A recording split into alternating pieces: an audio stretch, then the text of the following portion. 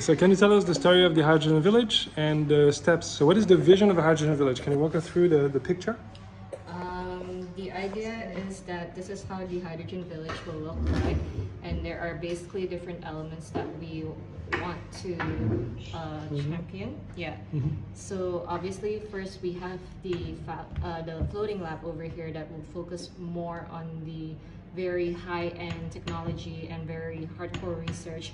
But at the same time, like it's just part of the hydrogen village. What's going around is also going to be really important, which includes basically empowering the mangrove, first of all, the environmental section with mangrove and marine life, but as well as the villagers and the people that live in it, which includes like the local family as well as the local MSMEs. And so what we understand is that we need to serve the community, and these are basically the main parameters that we think that we could empower all of these stakeholders in a sense. So, Yeah. so the success story of, Yeah, so essentially like once we manage to get like all of these amazing things run that serves this local, we want by the end of this 2 years, we really want to have this one home, basically like a success At story least. of one home at least, that basically is running 50% on hydrogen. So what we imagine is basically, let's say we could have like a local family. Maybe they are from a fishing family, so maybe the husband is a fisherman. We could power his boat using electric propulsion powered by hydrogen, and maybe the wife who cooks or someone who cooks in the family will be using the gas from produced from the hydrogen, as well as like their day-to-day using the motorcycle. It's powered by hydrogen too, and their house electricity is powered by hydrogen as well. So that's an example of the success story that we want to achieve by the end of the second year. that could be in the news story, or that could be in a newspaper story, but people can Yeah. get the full picture of what it would look like for regular exactly. people. Yeah. Exactly. And so to achieve this, it will take some time to basically like work for this attainable goal. And so where we're starting, we're looking ourselves, for example, this is the year 2024. Obviously, we're planning to somehow set up everything by June. So by the 6th month, by June, is that when we really, really want to make sure that everything is starting to run. And so these are the different stakeholders, the different people that we see that we should really, really basically like approach a lot. The donors, the government, funders, religious leaders, chief villagers, suppliers, fishermen, women, youth, kids. And this is basically like one of our grand planning in terms of the community building. And by being close to them and interacting with them, eventually we'll somehow figure out the people that we think will be amazing as the managing team for the hydrogen village as well as the floating lab in Serangan. And after getting the managing team, then we can look for admin secretary, the volunteer. So while at the same time, you know, like we're approaching the community, we'll have the ship construction started to be done at the beginning of the year. Ideally, like we put the time 6 months, but if we could push it like to 4, and then maybe the 5th and the 6th we have like the sensors on board and equipment being placed, then that will expedite the whole ship construction process.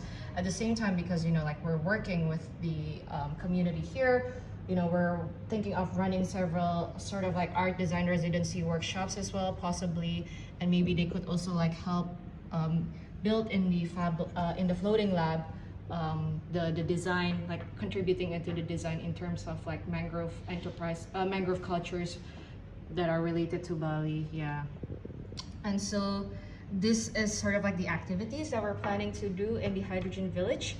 But as we look, we also need to make sure like we look into like our internal schedule. So for example, Cesar will be preparing for a huge art science museum exhibition, and it's happening at around September. Yeah. And so throughout like leading up to those months, like you'll be working with the design and the production, while our internal Fab Lab team will be working on Fab Academy. But yeah, those are the community building aspect, and those obviously are the, you know, like building the construction of like the necessary the necessary buildings that will make this hydrogen village run, we're also thinking like, you know, the activities that is also important that makes hydrogen village the hydrogen village, and that includes the research process. So obviously, like, we want to dive into like energy, environment, and community and business, as we mentioned already over here. And so, you know, while the Fab Lab teams are running Fab Academy, will be also in a sense dedicating our final projects on researching things that are basically associated with this hydrogen village. And at the same time, you know, we've already have partnerships with Bryn and University of Diana and other researchers. So in a way, these are kind of running parallel while the construction is happening. And so ideally, like, once the construction runs, that's where we think we can definitely delve more into the activity. It becomes more in a sense, like more, how would say, more dedicated once this is done. But yeah, this is basically like how we're planning to see everything run. And yeah, when we have like this hydrogen village basically at its 50%, like with one home that has like 50% hydrogen running, we can already start thinking about like the business model and how we can start selling hydrogen, selling oxygen. How do we sort of like understand like what's the sequestration rate from the mangrove, and basically making a very proper carbon credit economy, and basically also getting partnerships with, let's say, environmental lawyer or ethical banks. And from figuring out like this sort of like very strong foundation, we can start, you know, like incubating micro enterprises related to hydrogen. You know, and then since we already have the success story here, we can basically, you know, like this, and if we bring this to the whole wide world, like the like the word of mouth, we basically have, you know, can get more tourists, more business traders and entrepreneurs who are pretty much interested in this whole hydrogen village project. And if one hydrogen village project runs, we can basically make like, you know, different hydrogen villages, and eventually like a hydrogen city, maybe in Jakarta, obviously like the whole Bali, but we could also look into like, let's say, other Southeast Asian countries or East Asian, like Tokyo, for example, have Tokyo Bay, which, you know, could be interested in this kind of project.